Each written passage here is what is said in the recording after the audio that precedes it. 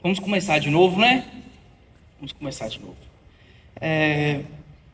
Eu queria ler um texto com os irmãos que vai dar um tom para a nossa aula de hoje, que se encontra em Lucas 19. Lucas 19, 10. É só um versículo. Lucas 19, Lucas capítulo 19, verso 10. Esse verso que a gente vai ler aqui, ele é a síntese do Evangelho.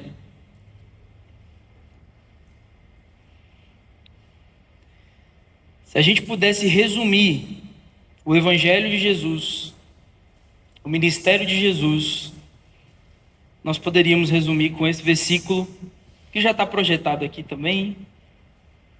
A gente pode ler junto esse versículo? Vamos lá? 1, 2, 3 e... Porque o Filho do Homem veio buscar e salvar o perdido. Mais uma vez. Porque o Filho do Homem veio buscar e salvar o perdido. Amém? Vamos orar? Pai, nós te entregamos, Senhor, esse momento aqui, que será breve, mas que seja proveitoso, Senhor. Que nós possamos falar das coisas eternas aqui, Senhor. Que esse conhecimento venha transformar o nosso coração, que esse conhecimento venha mexer conosco. Tudo que nós pedimos ao Senhor é o que o Senhor fale conosco, que nos edifique nessa manhã, em nome de Jesus. Amém. Amém, gente? Pode passar o primeiro slide aí? Isso, deixa aí para mim. O tema da aula de hoje, que nós vamos tratar é sobre justificação. Amém? A gente vai entrar em alguns textos, em alguns pontos que são basilares, elementares, para a gente entender a justificação, que nada mais é que o trabalho de Deus para nos tornar justos. Amém? Sabia que você é justo? Você que creu em Jesus Cristo, que depositou a sua fé no Evangelho do nosso Senhor e Salvador Jesus Cristo, você é tido por justo diante de Deus. Eu até coloquei a pergunta ali: justo eu? Justo? Justo eu? Logo eu, né? Que sou pecador. E a gente vai entender um pouco disso. No discipulado, tem algumas pessoas novas aqui hoje, né? Esse tempo aqui a gente trata dos temas, os rudimentos basilares da fé cristã. Rudimentos que a gente não pode menosprezar, né? Eu costumo dizer que os temas elementares da fé não é apenas para os novos na fé, é para todo crente, não é isso?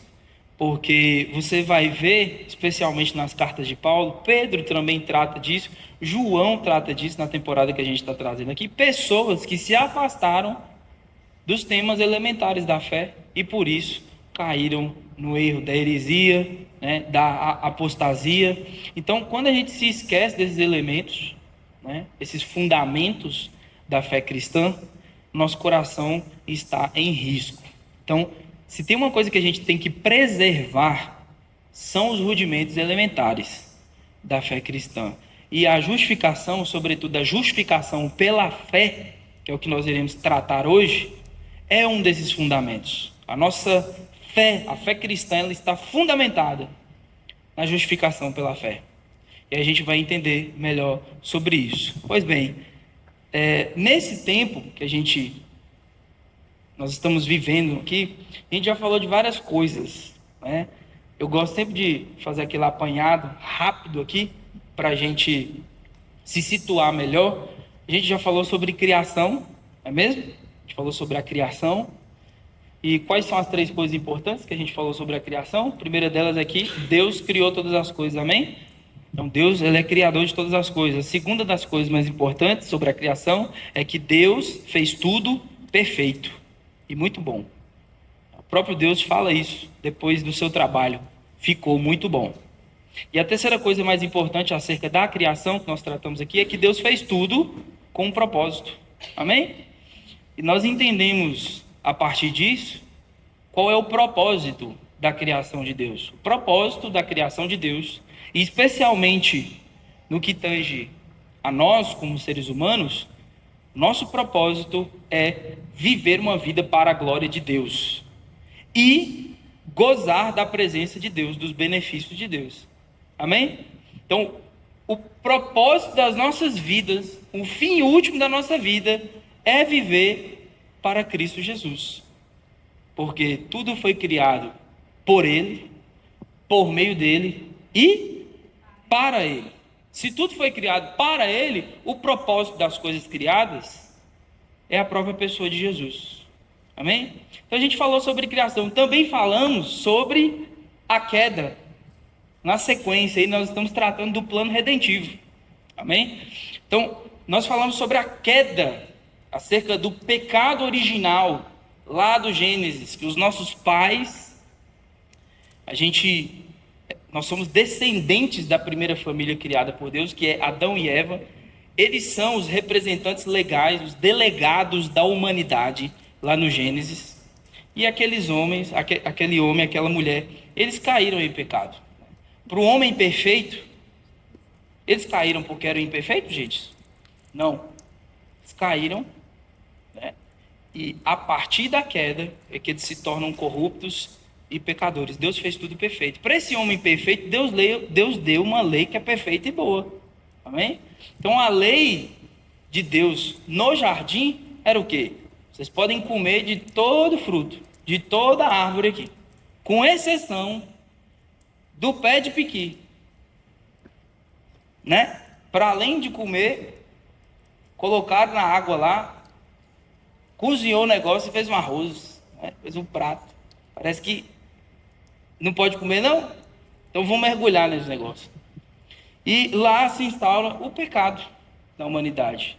E com a queda de Adão, com a queda de Eva, né, aquela família, que são os nossos representantes, a descendência deles vem com essa herança, a herança do pecado.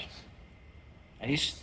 Então, você vai ver já na primeira família da humanidade a marca, o distintivo da queda e do pecado. A gente tem o primeiro homicídio, né, relatado nas Escrituras, que é do irmão que voltou contra o outro. Qual era o nome dos irmãos? Caim e Abel. É isso? De lá para cá, só foi ladeira abaixo. A distância desse homem de Deus, da presença de Deus e do propósito de Deus. E a gente falou sobre alguns níveis dessa queda. Essa queda, ela atingiu o homem com a morte espiritual. Amém? A gente falou sobre a morte espiritual. A morte espiritual é a separação de Deus. Não é isso? O homem estava aliançado, perfeitamente conectado com Deus. Após a queda, o homem morre. O homem morre espiritualmente. É isso? Posteriormente, o homem morre fisicamente também. É isso? Você já conheceu alguém que morreu já? Todos nós experimentamos desse fenômeno, né? O luto. E nós também vamos morrer se Jesus não voltar antes, né? Mas a morte ela acontece. Essa era a penalidade para aquele pecado, para o nosso pecado. A morte, separação de Deus, que é a morte espiritual, e a morte física também. Nós também comentamos que esse pecado, né, ele gerou uma depravação total no homem. Total.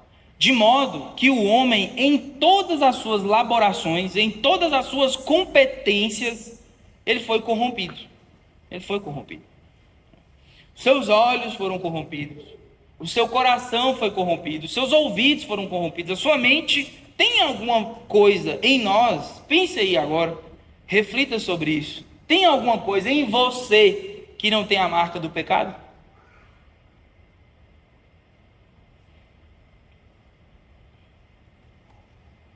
Tem? Você já pecou olhando? Já? Você já pecou falando? Eu acho que é o povo mais peca, né? Tiago, ele vai falar o seguinte lá na sua carta, sua missiva, ele diz o seguinte: o homem que não peca no falar é perfeito. De modo que, se ele consegue refrear a sua língua sempre, se ele consegue controlar sempre a sua língua, ele controla todo o corpo. Forte isso, né? Interessante. Mas a gente peca no falar. A gente pecou essa semana no falar, provavelmente. Se não, pecamos no ouvir. É isso? O pecado se manifesta na escuta também, sabia, gente? Quando a gente dá ouvido ao diabo, ao mundo, às pessoas, e não ouve a voz de Deus. Então, o pecado ele se manifesta na nossa escuta, nos nossos olhos, na nossa fala, no nosso coração, né? Que é o centro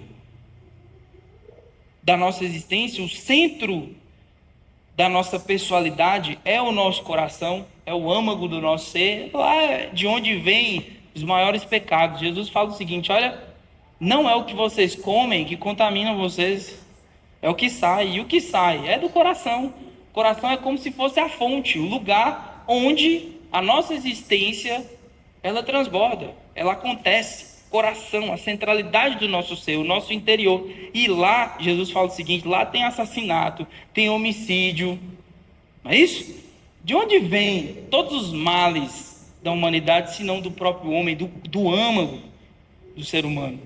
Não é isso? Então, quando a gente fala sobre depravação total, é que o homem ele foi corrompido integralmente, inteiramente, todo corrompido, de modo que nessa corrupção, que é total em sua extensão, corpo, alma e espírito, tanto a parte material quanto a parte imaterial do homem, nessa corrupção, ele não tem competência nenhuma em si mesmo para se relacionar com Deus, para se salvar, para conquistar perdão e para fazer qualquer outra coisa que esteja relacionada à vida com Deus. Ele está separado e já está determinado o seu fim.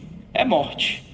E aí, nós falamos na semana passada sobre a redenção. Não é isso? A redenção, depois da redenção a gente já entra na aula de hoje, tá? A redenção, no que concerne a redenção, é o plano de Deus que consiste na intervenção de Deus no problema da humanidade, no pecado, na corrupção da humanidade. Lembra que a gente acabou de dizer que essa depravação, essa corrupção do homem, o impossibilitou de ter um relacionamento com Deus e o colocou num estado de condenação? É isso? Ele em si mesmo não poderia fazer nada, nem por si, nem pelo outro. Não havia nenhuma criatura que pudesse salvar o mundo, salvar os seres humanos. Essa competência não estava em nós. E aí, quando a gente fala de redenção, nós estamos falando da intervenção de Deus. Se Deus não tivesse colocado o pé na história, nós não estaríamos aqui nesse culto. Nós não estaríamos aqui em torno da palavra, nós não estaremos aqui com essa fé que nós temos hoje. Foi intervenção de Deus. Deus, ele entrou na história. É isso? E ele providenciou o sacrifício do seu filho. O sacrifício do seu filho haveria de redimir a humanidade. Amém? Quando a gente fala de redenção, redimir é o mesmo que comprar. Nós estávamos sob o domínio do pecado, sob o domínio do diabo, das potestades do mundo. Nós pertencíamos ao reino das trevas. E aí Jesus, com seu precioso sangue na cruz, que é o plano da redenção completo, feito, consumado, com aquele plano, com aquela obra, ele nos comprou. Ele pagou o preço, ele comprou Vinícius. E agora ele, como dizem em Colossenses, ele transporta Vinícius do império das trevas para o reino da luz. Com essa redenção, com essa compra que Deus realizou de nós, ele nos tira do império qual nós éramos subordinados, éramos súditos, ele nos tira desse império e nos transporta para o reino do Filho do seu amor, que é Cristo Jesus. Amém? Então, essa é a redenção. O plano da redenção é o plano de Deus que foi executado, né, em favor de nós. para que nós fôssemos salvos. E aí, gente, a partir de agora, a gente vai entrar meio que num outro módulo discipulado. Nós vamos falar sobre os miúdos da salvação, os benefícios da salvação. De agora para frente, a gente vai se dedicar a falar pelo menos de 3 elementos da salvação que nós precisamos entender sobre a salvação. O primeiro deles é a justificação. Depois nós iremos falar sobre a regeneração. Tudo termina com são, viu? E a terceira delas é a santificação. A gente vai falar sobre isso, tá bom? Esses 3 temas. E o tema de hoje a gente vai se dedicar a falar sobre a justificação. Porque qual é a parte interessante de nós aprendermos sobre isso? Por que nós devemos entender sobre isso? O que nós devemos entender sobre a salvação? Nos miúdos, né? Ou pelo menos ali de forma profunda em alguns elementos que são básicos da salvação. Porque às vezes a gente pergunta, né? Você é salvo? Você é salvo em Jesus? Todo crente vai falar que é salvo, né? Mas me explica direito esse negócio. Como assim você é salvo? Como foi que Deus te salvou? No que concerne o benefício da salvação, você sabe me dizer? E é essencial que nós entendamos no que consiste a salvação. E o primeiro dos temas sobre a salvação é o que nós estamos tratando aqui hoje, que é a justificação. E a gente vai acompanhar nesse primeiro slide aí. Eu sintetizei que é a justificação. Tá lá, ó. Vou ler com vocês aqui. Justificação, justo eu, justo. Justificação, o que é justificação? Justificação consiste no ato de quem, gente? De Deus. Então, quando a gente fala de salvação, a gente sempre vai tratar o agente principal e único, na verdade, é o próprio Deus. A iniciativa é sempre de Deus. O trabalho é de Deus. Então, justificação consiste no ato de Deus, somente de Deus. No ato de Deus nos declarar justos. É um benefício de sua graça aplicado a todo aquele que deposita sua fé em Jesus. Porque, olha só, quando a gente fala de justificação, a gente precisa entender essa parte da salvação. Antes de nós crermos em Jesus, antes da gente ser salvo, o que a gente era? Nós éramos perdidos e condenados. Existia uma pena sobre nós. Não é isso? Lembra da penalidade lá do Éden? O dia que comer dessa árvore, certamente morrerás. Não é isso? E a coisa piorou ainda mais quando Deus deu a lei para Moisés. Aí que a coisa ficou, né, mais apertada ainda. Ame o Senhor seu Deus de todo o teu coração e o teu próximo como a ti mesmo. E a lei, tem um detalhe da lei, que é o seguinte: a lei não dá e nunca deu trégua para a humanidade. Do tipo assim, vamos lá, estava escrito lá no decálogo, olha, ame o Senhor teu Deus de todo o teu coração, na medida do possível. Já reparou isso? Não tem trégua na lei de Deus. Ame o seu próximo, na medida do possível, ou quando der, ou quando você conseguir, ou quando você estiver bem, a lei não dá trégua. E qual que é a pena para quem desobedece à lei de Deus? Pode ser um tio, pode ser uma vírgula da lei de Deus. Qual que é a pena? Lucas fez ali, né? É morte, gente. É condenação. E aí, de algum modo, eu acho chique demais quando a gente começa a meditar sobre a lei. Paulo, ele fala muito sobre isso.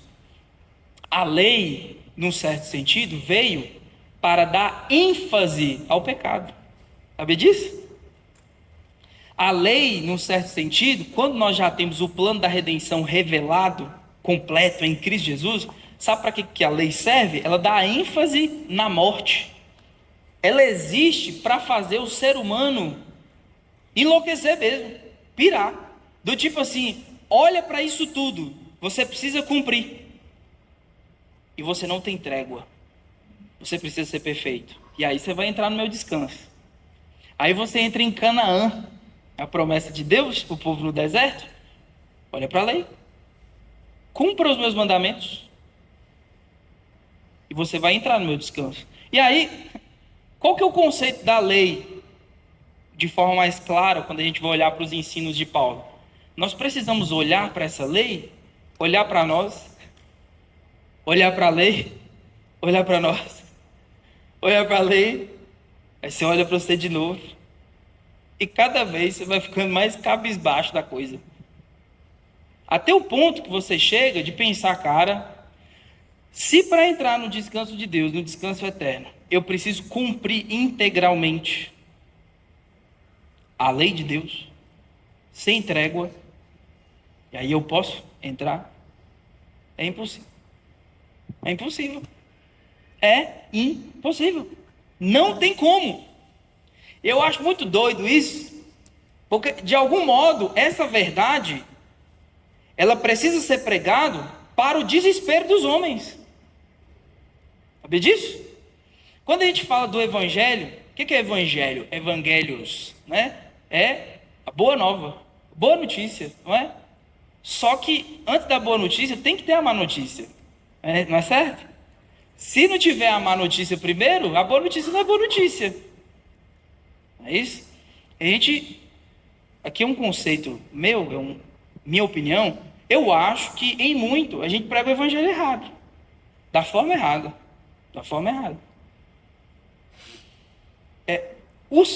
O ser humano, ele precisa ser conscientizado que ele está perdido. Porque quem não entende que está perdido, também não vai entender que precisa de um Salvador. Vocês concordam comigo? Para quem não entende que está caminhando a passos largos para o inferno, para a condenação, essa pessoa também não vai entender que ela precisa de salvação, que ela precisa de perdão, que ela precisa da obra de Jesus. Então, a lei, num certo sentido, essa é uma má notícia, viu, gente?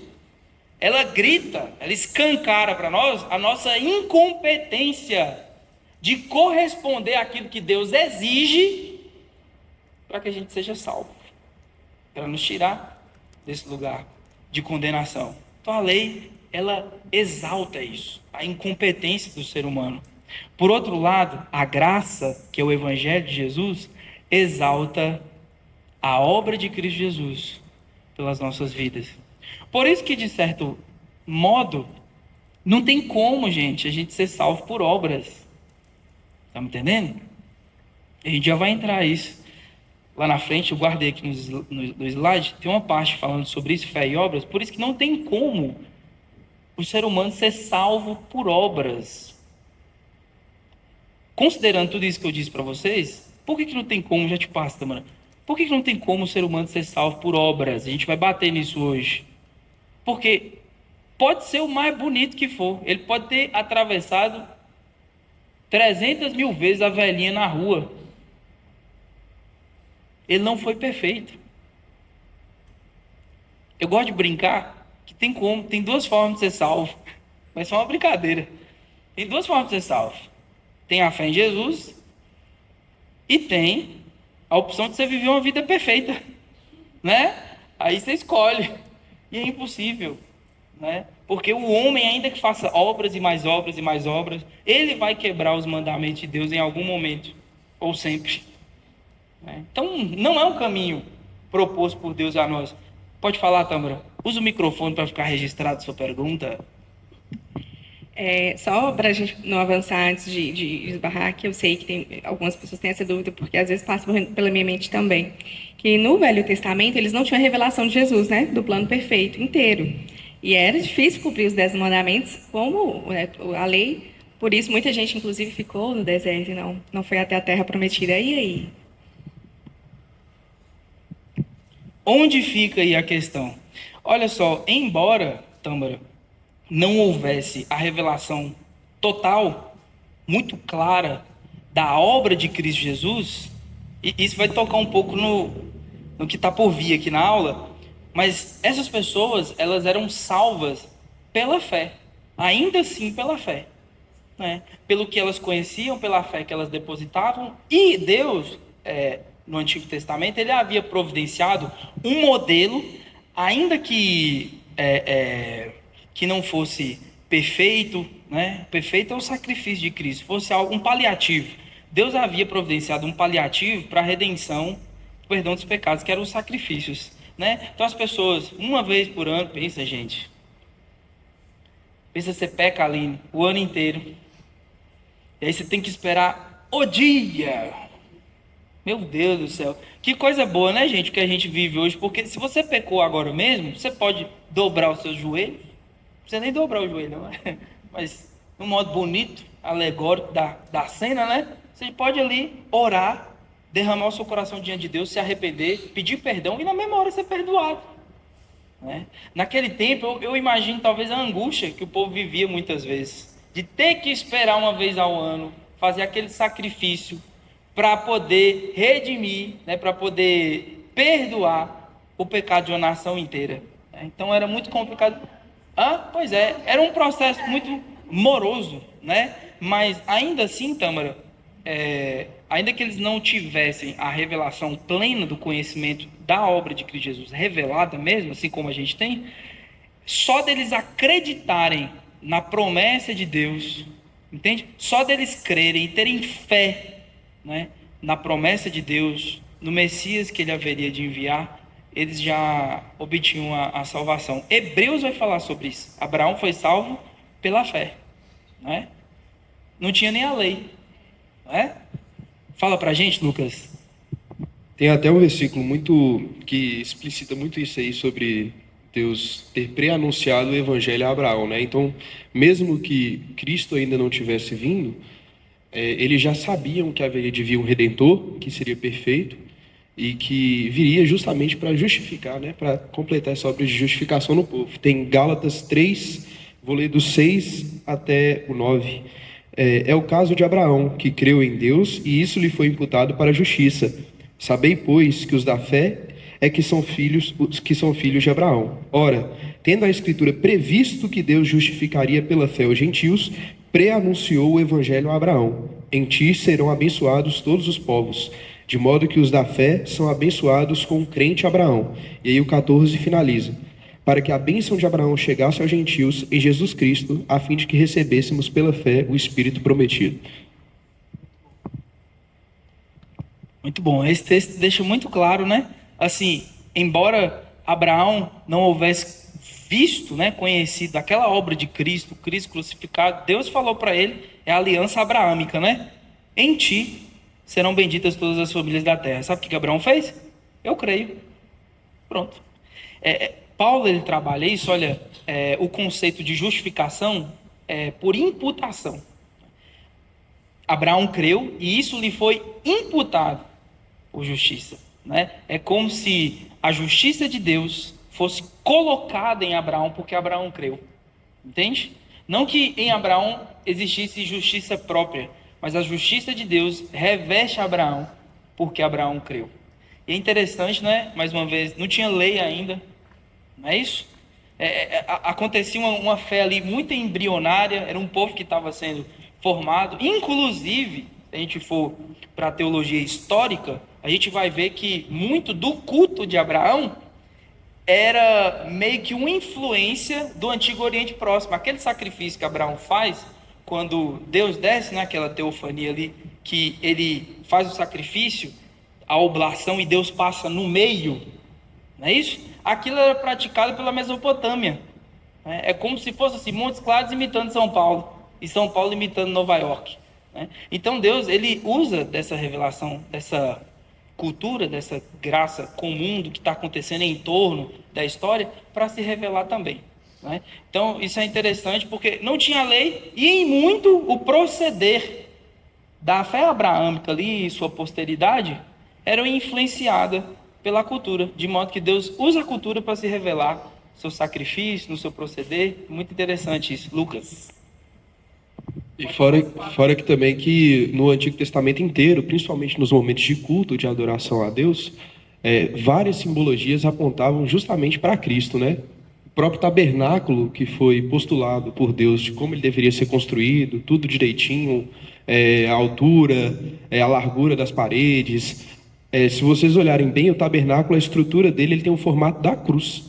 Inclusive, o próprio tabernáculo, ele aponta justamente, então, para a vinda de um Redentor, né, que seria Cristo. Fora que os outros sacrifícios também colocados no Antigo Testamento apontam para isso. Então, eu acho que o povo do Antigo Testamento, embora não conhecesse a Cristo, soubesse que ele já... Porque ele não tinha vindo ainda, né?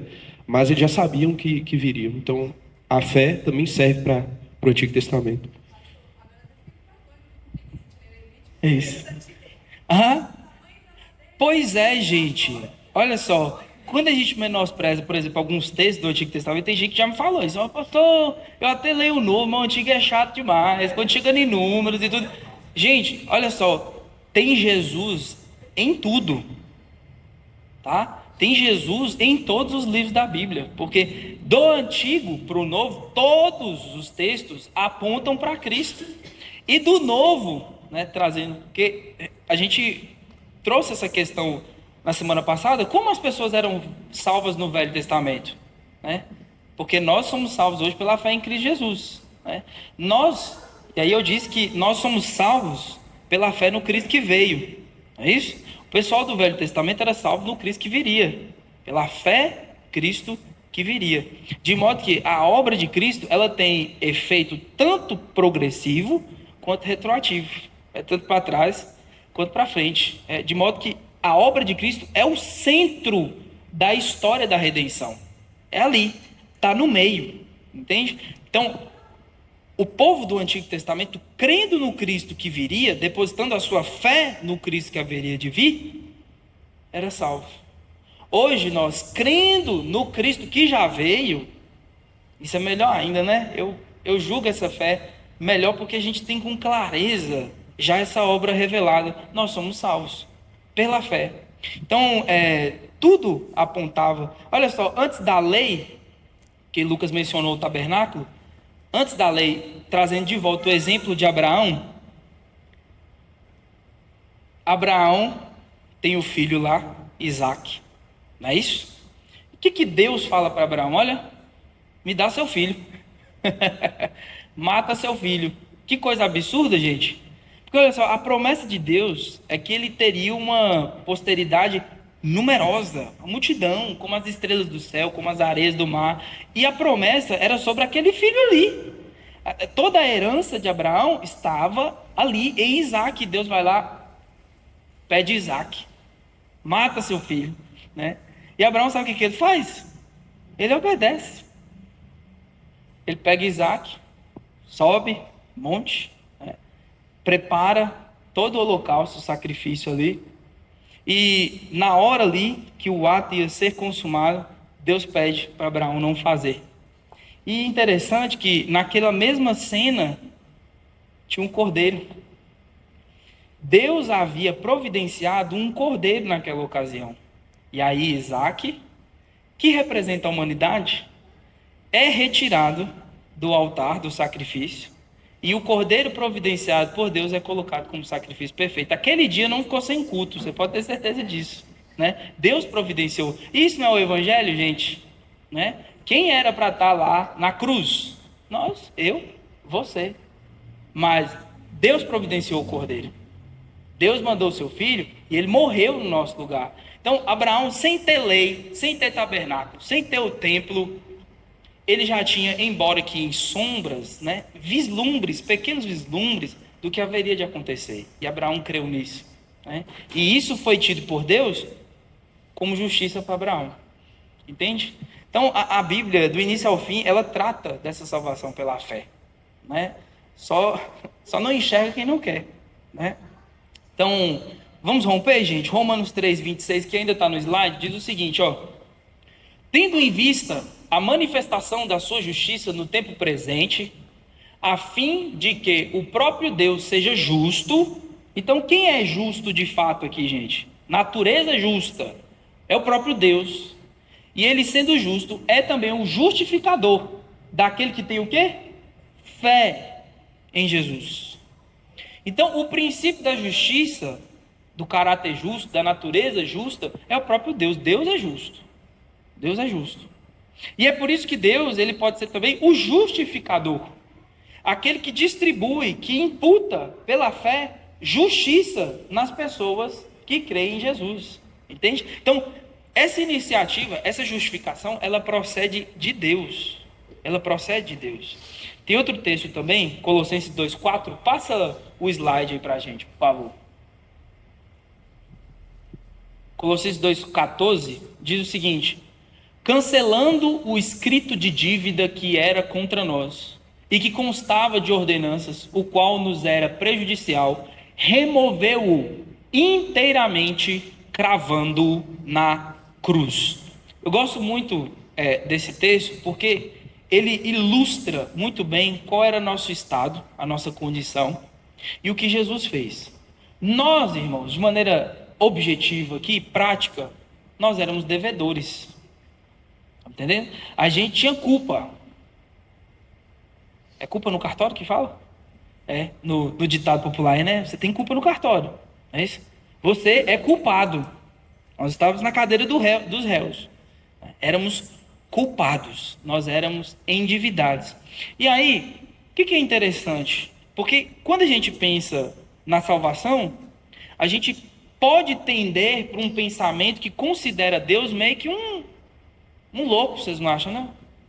Porque, tipo assim, se coloca você como juiz. E tá na sua frente ali, ó. A pessoa cometeu latrocínio, não sei o que lá qualificado, homicídio, estupro, tudo. Tá lá. É culpado. Tem as vítimas, tá tudo comprovado. Tem um jurista aqui, né? Tu é jurista? Tem mais jurista aqui? Deixa eu ver. Vocês também? Vocês vão saber melhor do que eu. Estou dizendo. Vocês também são juristas? Não, né? Então tá lá, tá o culpado. E aí, qual que é a lógica? Qual que é o mais adequado? E o que se deve fazer mesmo diante da nossa justiça? É o quê? Coloca esse cara na cadeia. Dependendo de algumas jurisdições, né? Algumas legislações de outros países, dá até pena de morte. Põe na cadeira lá, toca o choque nesse aí. Não é isso? É condenar, é condenação. Não existe você soltar um culpado, não. Brasil acontece isso, mas não existe isso, gente. Na justiça não existe esse tipo de coisa. E aí, soa um pouco louco isso. Porque pensa aí, nós éramos culpados. E como assim Deus salva a gente? Não é? Que insanidade é essa? Que Deus insano é esse? Como que ele salva a gente? E aí, gente, dentro da justiça divina, não é que Deus deixou os nossos pecados impunes. Deus não é impune. No reino de Deus não tem impunidade. O que Deus fez? Ao invés de te punir, essa aqui que é a loucura, né? A gente não vê isso, não tem como fazer isso. É só a justiça divina que funciona assim. Ao invés de te punir, ele puniu o filho dele. Está me entendendo? Eu acho isso loucura, porque olha só, quando você vai ler lá a história do rei Davi, por exemplo, né? Davi, num determinado momento do seu reinado, está lá, quando todo Israel havia saído, todos os homens de Israel haviam saído para a batalha, Davi estava dormindo à tarde. Vai pegando isso aqui, porque tem vezes que você peca, porque você está no lugar errado. Tem vezes que você peca, tem vezes que a gente peca, porque a gente deveria estar fazendo outra coisa. Entende? Davi, então o pecado tem a ver com o ambiente também. A ocasião, a situação que você se põe. É por isso que Deus falou, foge da aparência do mal. Entende? E a aparência do mal pode ser, ela pode vir numa embalagem de um soninho à tarde. Quando todo mundo está guerreando, e você como rei da nação, deveria estar também, você está dormindo. Não é isso? Davi estava lá dormindo, ele acorda, né? Soninho bom, né? Vai lá para a sacada do palácio. E aí de lá, aí o pecado dos olhos aí, ó. A gente vai falar sobre isso hoje, viu? Texto de 1 João. Vê lá, Betseba, né? Tomando banho. Aquela mulher bonita lá, e ele desejou aquela mulher. O pecado já começou ali. E aí, talvez alguns conheçam a história aqui, mas resumidamente, Davi, para ficar com aquela mulher, primeiramente ele manda os seus oficiais buscarem aquela mulher, tudo indica que ela foi violada, tá? Que é assim, ó, o rei era dono de tudo. Era assim. O que ele mandava tinha que acontecer. Então, eu quero aquela mulher. Ah, mas é casada. E essa mulher era mulher do oficial dele, general do exército dele, Urias, seu fiel escudeiro ali, guerreiro, leão. Davi foi, insistiu, mandou buscar Betseba e consumou o ato ali. Só que aí, Betseba, ela se engravida, né? Engravidou. Começou a crescer a barriguinha ali e tal. E Davi, para encobertar o seu pecado, resumidamente, matou Urias. Olha que loucura isso, irmãos. Né? Tá vendo que um pecado vai chamando o outro? Né? Primeiro ali, ele viola, né? Adultera, mente, assassina. E aí, gente, depois desse pecado terrível cometido por Davi, ele vai narrar em um dos seus salmos que esse período que ele ficou sem confessar o seu pecado foi como se todos os seus ossos tivessem sido esmagados de tanta dor que ele sentia. Ele estava se condoendo, ele estava aflito. Até o dia que Deus mandou um profeta na casa dele. Davi nem ia se confessar, não. Deus teve que mandar, depois de um ano, um profeta na casa dele, o profeta Natan. E aí o profeta Natan chega diante de Davi, conta meio que uma parábola ali, uma ilustração, mas denuncia o pecado de Davi. Ó, Davi, eu sei o que você fez. Você é culpado. Você matou, né? Você adulterou, você fez isso tudo, mentiu, e você é culpado. Né? E o interessante é que Davi, naquela mesma hora, ele só diz uma coisa, gente. Só uma coisa, naquela ocasião. Pequei. Somente contra Deus pequei. É a única coisa que Davi fala. E aí você sabe o que o profeta Natan diz naquela ocasião? Pois é, e Deus te perdoou, viu? Não dá vontade de matar os dois juntos? Quando você vai pensar e refletir nesse texto, você fala assim, caramba, Deus, mas que coisa, que loucura é essa? Tem a punição, claro, né? Eu acho que explicou aqui, viu?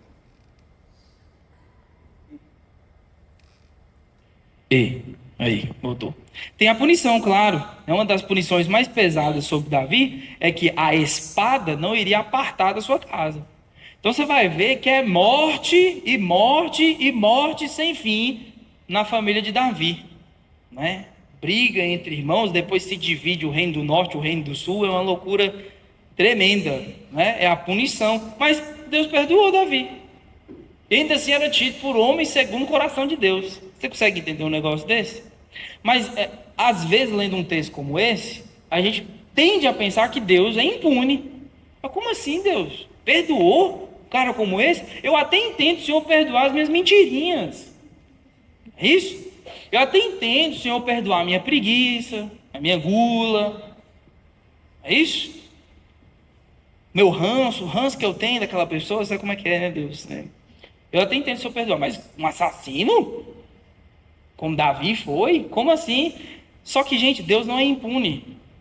Quando Jesus está morrendo na cruz, e o profeta Isaías vai dizer muito bem sobre isso, Isaías 53 diz que ele levou sobre si os nossos pecados, as nossas doenças, a nossa maldade, ele levou sobre si. E o castigo que nos traz a paz, hoje, estava sobre ele. E pelas suas pisaduras, nós fomos sarados. Isaías, ele declara isso. Olha só, Deus não é impune, porque quando Cristo for manifestado, o pecado de Davi, o sangue de Urias, que clama por justiça, estará sobre as costas do Cordeiro de Deus. Entende isso?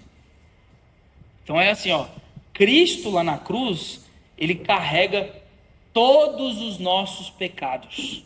Todos, inclusive aqueles que você ainda vai cometer. Não sei se você sabe disso. Porque se Jesus não pagou o preço do seu pecado da próxima semana, está perdido. Olha. Só entra no céu, irmãos, quem é justo diante de Deus. Sabia disso? Lá na eternidade não vai entrar injusto, não. Só entra quem é justo. Então, Cristo na cruz, ele levou os pecados de Davi. É por isso que Deus não é impune quando perdoa Davi, porque Cristo haveria de pagar os pecados de Davi. Aí talvez você fala, mas que loucura é essa? Como que Deus perdoa, né? E Cristo morre por causa de Davi? Morreu por causa de vocês. Sabe por que Deus te perdoa e ele não é tido por impune quando ele faz isso? Porque Cristo levou os seus pecados na cruz. Todos eles, de modo que não tem um pecado sequer que o sangue de Cristo não tenha pagado naquela cruz em nosso favor. É nesse ponto que eu acho interessante a segurança que a gente tem da salvação. Não é isso? Porque assim, ó, e aqui não é uma teologia para reforçar a sua prática de pecado. Amém? O crente, ele não entende dessa forma. Eu falo isso porque nos tempos de Paulo, Pedro fala isso na carta dele, que muita gente estava distorcendo o ensinamento de Paulo, né? Mas sendo leviano com o ensinamento de Paulo. Mas é o seguinte, olha, Cristo pagou pelos nossos pecados, e foram todos eles.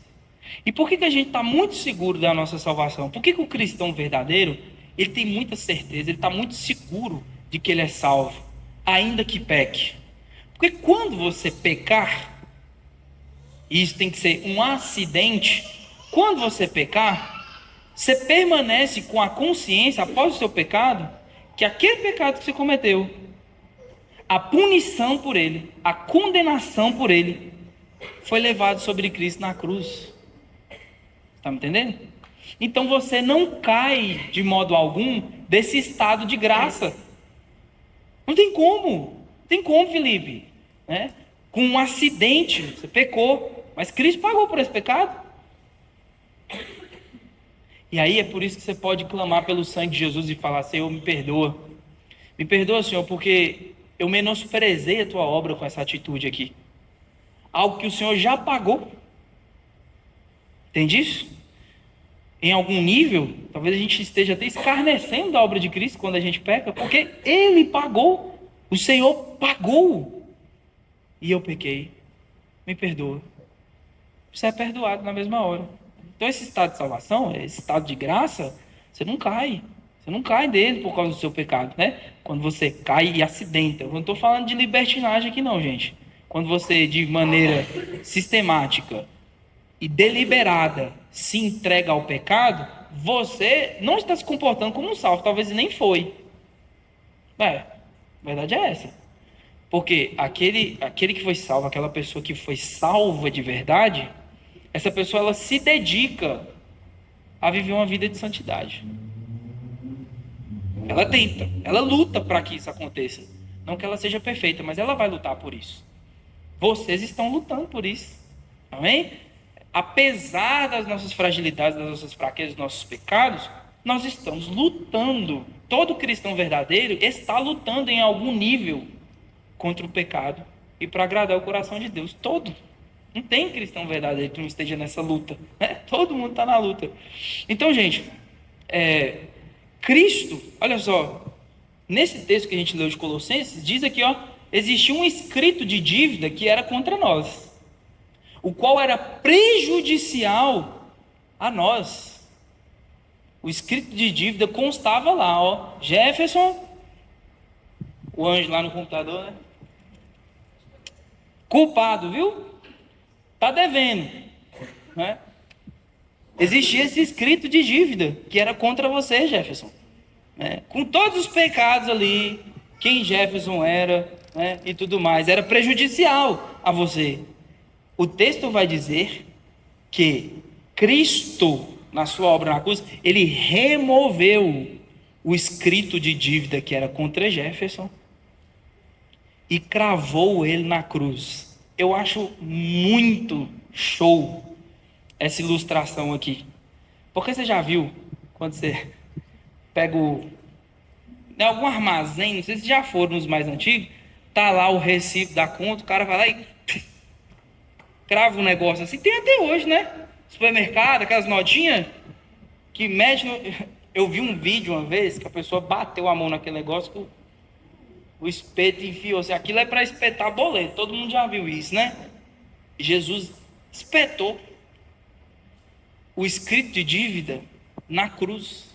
Está lá, ó. Prega essa conta paga aí. Está na cruz. Né?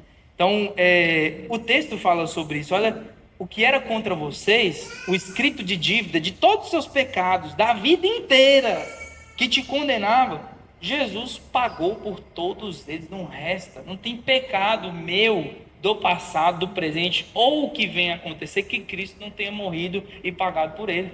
Nem seu. Amém? A gente precisa entender isso. Pode falar, pergunta no microfone. É possível que um salvo perca a sua salvação? Depende de quem te salvou, né? Se foi Jesus, aí vocês gostam, né? Gente, existem pelo menos duas interpretações que são históricas, né? Dentro da área da teologia sistemática, que uma delas é a soteriologia, e a gente tem duas escolas proeminentes, né, de pensamento que vigoram até hoje. Então, existe o pensamento calvinista. Eu não vou entrar muito em detalhes aqui, porque fica uma coisa muito densa. Existe o pensamento calvinista, existe o pensamento arminiano. O pensamento calvinista, que é uma hermenêutica, uma interpretação bíblica, tem fundamento nas escrituras, né, vai dizer que o homem, o crente de verdade, que uma vez foi salvo, ele não perde a sua salvação. Ele é salvo para sempre, de modo algum ele cai desse estado de salvação. Perfeito? Em nenhum momento. Não existe ex-salvo. Está me entendendo? Não existe.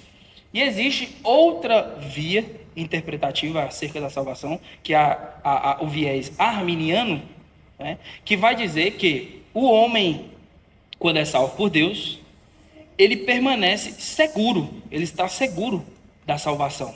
Né? De modo que esses pecados que são tidos por acidente não fazem esse homem de forma alguma perder a sua salvação. Né? É porque tem alguns crentes que acreditam assim: pecou, perdeu a salvação. Pediu perdão, ganhou de novo. Pecou, perdeu. Pediu perdão, ganhou. Aí fica um perde-ganha, perde-ganha, perde-ganha. Fica aquele negócio. E é uma instabilidade na fé. Eu acho isso muito prejudicial para o crente pensar assim: opa, será que eu estou salvo hoje? Entende isso? Ah, não, hoje foi tudo bem, li a Bíblia, orei. Hoje, com certeza, né, é um dia que eu estou salvo. Fica muito instável. Exatamente, aí coloca muito no homem isso. Então, a teologia arminiana, ela vai pregar que o homem, enquanto salvo, está seguro em Cristo. Só que ela abre uma ponta nessa questão acerca da perca da salvação. Se alguém, sendo salvo, se entregar sistematicamente ao pecado que diz respeito a entender, entende? Eu entendo o que eu estou fazendo, eu assumo as consequências, essa pessoa se entrega sistematicamente entendendo as complicações, né, de se entregar. Se ela se entrega sistematicamente e deliberadamente ao pecado, tipo assim, ó, entendi o sacrifício, experimentei disso aqui, mas não quero mais, eu vou viver a minha vida aqui de pecado, eu vou me atolar nisso aqui, eu vou viver igual um porco na lama. Entende isso? Se essa pessoa fizer isso e deixar de crer que esse de fato é a qualificação do apóstata, é negar a fé e trabalhar contra a fé.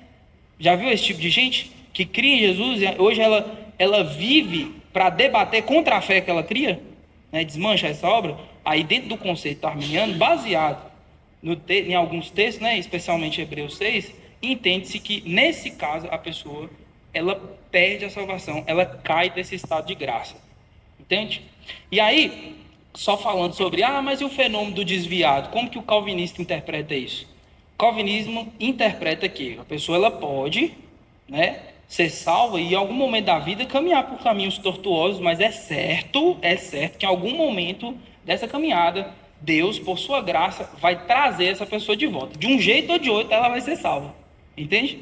Então, eu espero ter sido honesto aí com as duas visões. O Lucas ali é presbiteriano, né? Então, tem essas duas vertentes, né, acerca da salvação. De qualquer modo, eu gosto sempre da teologia pastoral, né? Eu entro nessa aqui. De qualquer modo, o que é importante nós crermos? Que se nós estamos crendo em Cristo Jesus, né?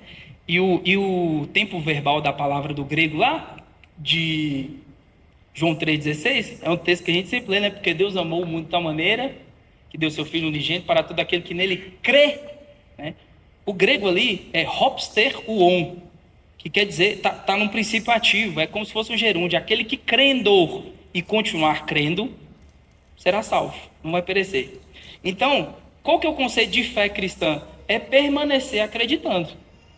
Então, a partir do momento que você depositou a sua fé em Cristo Jesus e você continua crendo, você permanece com a sua fé em Jesus. Apesar dos seus pecados, apesar das suas falhas, você precisa crer, você está seguro na obra de Cristo Jesus. Entende? Eu estimulo muito os crentes, as pessoas, aqui na Igreja Fonte, os irmãos, a conceberem esse tipo de fé, de segurança em Cristo Jesus. Porque enquanto você estiver firmado nessa fé, e aqui eu vou dizer para você, enquanto você estiver com fé, com seu coração depositado na obra de Cristo Jesus, é impossível você perder a sua salvação ou não entrar no descanso de Deus. Impossível, gente. Impossível. Uma vez que você tem a fé firmada em Cristo, nada pode tirar desse lugar. Nada. Tá bom? E aí a gente precisa, claro, nos apegarmos às advertências bíblicas, porque elas são legítimas, e cuidar da nossa fé. Né? Como é que você vai permanecer crendo? Continua lendo a palavra, porque a fé vem pelo ouvir, e ouvir, e ouvir, e ouvir, e ouvir, e ouvir a palavra de Deus. Ore, congregue. Todas essas disciplinas espirituais são ferramentas para a manutenção da nossa fé. Entende isso? Respondi a sua pergunta? Mas são dois viés interpretativos que são possíveis. Entende? A gente não tem a interpretação perfeita, sabe, gente? Então, mundo protestante, existe uma pluralidade de interpretações, né? Por isso que a gente tem esse monte de denominação também no Brasil. Tem gente que fala assim, eu sou contra essas bandeiras de placa, não sei o quê. Meu filho, você é protestante? Protestante é um ambiente plural. Entendeu? Você quer viver uma fé engessada ali, que só pode, aquilo ali, você vira católico. Entendeu? Católico, apostólico, romano. Inclusive, dentre eles, tem as divisões também. Né? Tem o movimento carismático, que é o movimento que mais lota, que mostrar o texto dos homens. Né? Os homens vão lá, ficam orando, até língua estranha tem naquele negócio. Né? A ortodoxia do catolicismo não vê com bons olhos aquele movimento, não sei se você sabe.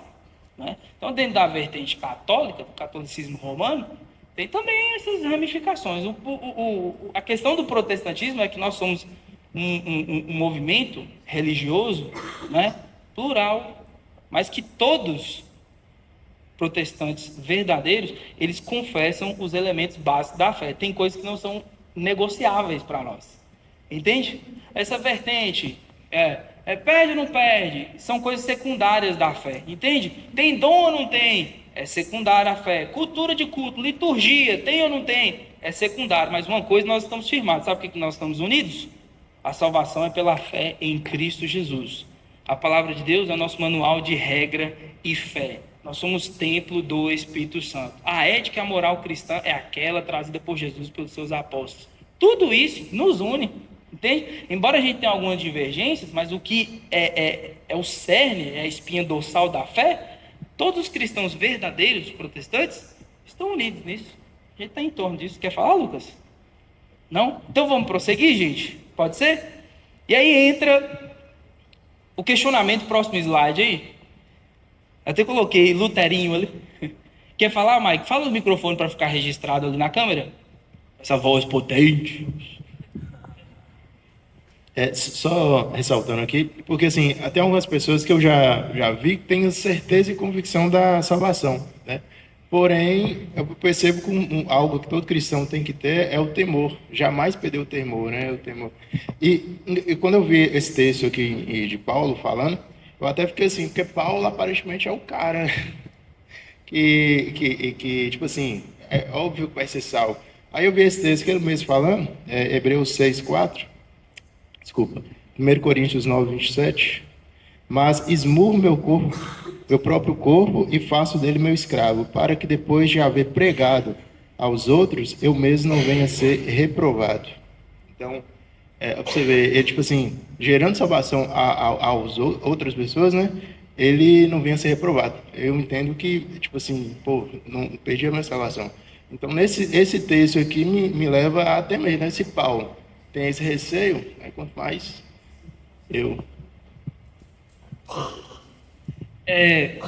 Então, Mike, eu vejo esse texto mais à luz de um outro ensinamento de Paulo, que ele fala o seguinte, acerca das obras. Algumas obras são tidas por ouro, por prata, por bronze, outras por madeira, feno e palha. E no dia do trono branco de Cristo Jesus, nós seremos julgados pelas nossas obras, não para condenação, mas para galardão, os crentes. Não é isso? Então, as obras de ouro, elas vão passar pelo fogo, vão ser refinadas. A prata também, o bronze também. Mas tem obra que a gente faz com as intenções erradas, com as motivações erradas, que elas vão ser queimadas e não vão servir de nada. E aí Paulo fala, no final desse texto, depois eu tenho que lembrar, eu vou te passar certinho, ele fala o seguinte, que vai passar pelo fogo, mas ainda será salvo. Entende? Essa reprovação que Paulo às vezes traz em sua teologia é concernente ao trabalho do crente. Tipo assim, olha, nisso aqui você não foi bem não, você foi reprovado, sabe? Você não fez com zelo, você não fez com temor, você não fez com o seu melhor. Mas como você é alguém que tem fé em Cristo Jesus, você está firmado em Jesus, você vai ser salvo. Entende isso? Mas esse ponto que você trouxe é muito importante, o temor a Deus. A salvação, ela gera o temor a Deus. Bora finalizar, né, gente? Para os irmãos já chegarem. E aqui é importante ressaltar nesse texto também que ele está tratando sobre... Porque as cartas de Paulo aos Coríntios, elas são cartas que elas têm um objetivo maior de ensinar a igreja como que deve ser o culto, como que devem se portar os líderes da igreja. E aqui nesse contexto específico que Paulo está falando, ele trata principalmente sobre ele como líder da igreja de Cristo, como uma pessoa que prega o evangelho. E aí ele trata aqui como se ele tivesse que ser uma pessoa irrepreensível, que ele mesmo fala mais na frente, nessa própria carta, que as pessoas que estão à frente da igreja, que são líderes, né, pastores, presbíteros, diáconos, devem ser pessoas irrepreensíveis, pessoas que devem dar um pleno testemunho da obra de Deus. Então eu acho que ele trata isso mais como assim, eu tenho que me policiar ainda mais, justamente por eu ser uma pessoa que exerce um cargo de liderança na igreja. E aí, por conta disso, eu, acima de vocês, tenho que dar ainda mais exemplo, porque foi-me imputado uma responsabilidade maior do que a responsabilidade que vocês têm. Perfeito. Inclusive, você falando sobre a correção de Paulo acerca do culto da igreja de Corinto, o culto da igreja de Corinto, Marco, era reprovado. Paulo ele chega a dizer, olha, vocês se reúnem mais para mal do que para bem. O culto seu, já viu aquele ditado que a gente fala, eu espero que você saia daquela porta melhor do que você entrou, diferente do que você entrou. O povo vinha para o culto e saía pior. Corinto era assim, né? E aí Paulo, essa carta é importante porque trata-se da organização de Paulo acerca do culto e acerca da igreja. Então a gente precisa ter temor para não ser reprovado, né? Nisso aí. Vamos romper com o último slide aí. Já te dou a oportunidade, viu, Edivaldo? Só para a gente acabar aqui. Olha lá, ó. Como sou justificado? É o último slide. Na próxima aula a gente continua falando sobre isso. Pode ser? Que a gente rendeu? Colossenses, não, como sou justificado? Deixa eu ver. Romanos. Isso. Não, peraí. Isso, é isso aí. Coloquei. Porque a gente vem a pergunta, né? Como eu sou justificado, então? Como eu posso ser justo diante de Deus? Como eu sou tido por justo diante de Deus? Essa é a pergunta, né? E a resposta está em Romanos 1,17. Vamos ler junto esse texto, todo mundo junto? Romanos 1,17 diz: porque a justiça de Deus se revela no Evangelho, de fé em fé, como está escrito, o justo viverá por fé. É isso? Nós temos ali o reformador, né, Martinho Lutero, ele leu esse texto, enquanto monge, né, ele ainda estava na Igreja Católica, ele que é o propedêutico da Reforma Protestante. E o resumo desse texto é que somos justificados unicamente pela fé e fé em Cristo Jesus. Amém? Então, como ser salvo? Crendo de todo o seu coração. Sim? Como é que nós somos salvos? Pela fé e somente pela fé. Na próxima aula, domingo que vem, a gente vai falar sobre a sola fide, né? Que é somente a fé. É um dos conceitos da Reforma Protestante. A gente vai trabalhar ele melhor. Pode ser? A salvação é somente pela fé e fé em Cristo Jesus. Você tem fé? Tem fé? Você é salvo. Você pode crer nisso, sabia disso? Você pode crer que você é uma pessoa salva, porque você tem fé e fé, confiança na obra e na pessoa de Cristo Jesus. A salvação se dá por isso. Pode falar, Edivaldo, a gente vai finalizar? Pode finalizar. Deus abençoe você que assistiu até aqui. Deus abençoe a sua vida e tamo junto, viu? Não perde a próxima aula, não. Um beijo.